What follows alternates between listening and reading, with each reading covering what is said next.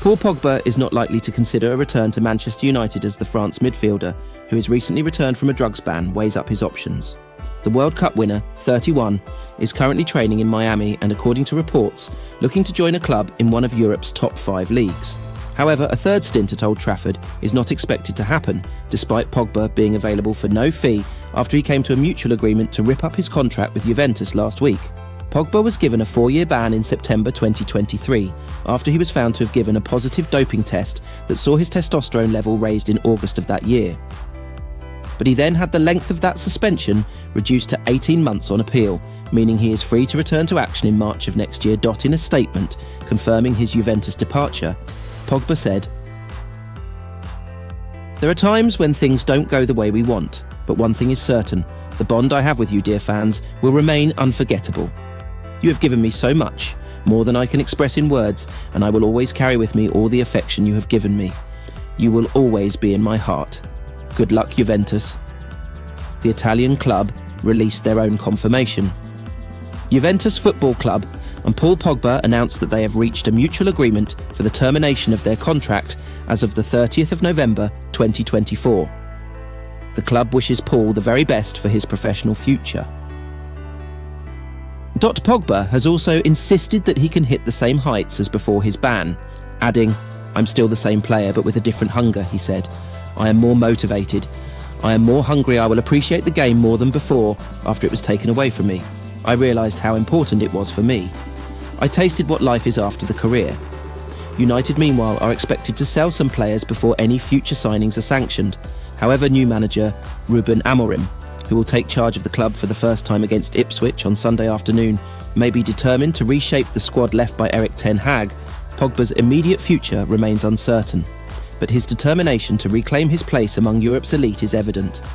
Training in Miami, the World Cup winner is said to be in discussions with clubs across top leagues. While Juventus and Manchester United are no longer part of his story, Pogba's talent and experience will undoubtedly attract interest from teams seeking a seasoned midfielder with something to prove.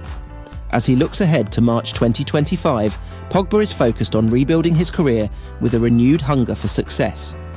Whether he achieves the heights of his past remains to be seen, but his journey promises to be one of redemption and reinvention.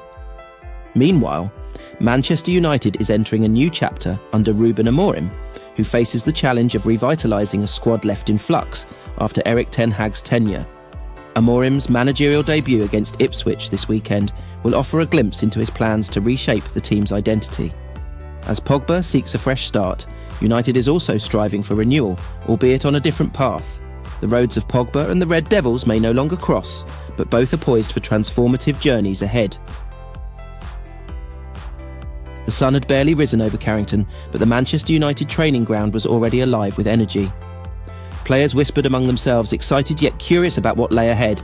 They had heard the rumours Ruben Amorim, the Portuguese mastermind, was different.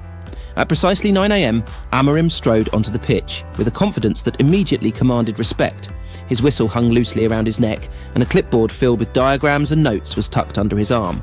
The players could sense it, this was no ordinary training session.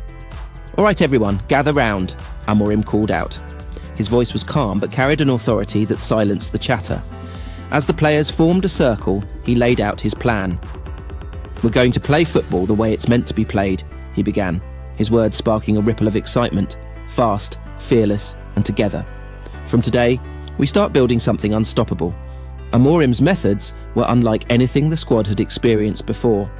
Training began with an intense rondo session, but it wasn't the typical warm-up they were used to. Amorim's version demanded precision, speed, and constant communication. Laughter and frustration mixed as players tried to keep up with the blistering pace. Then came tactical drills. Using coloured cones and markers, Amorim broke down positional play in ways that left even the most seasoned players impressed. He moved among them, correcting stances, pointing out spaces to exploit, and praising quick thinking. "Good, Bruno, that's what I want to see. Rashford, when you make that run, trust your instincts," he shouted, his enthusiasm infectious. For the defenders, Amorim introduced a drill designed to replicate high-pressure scenarios.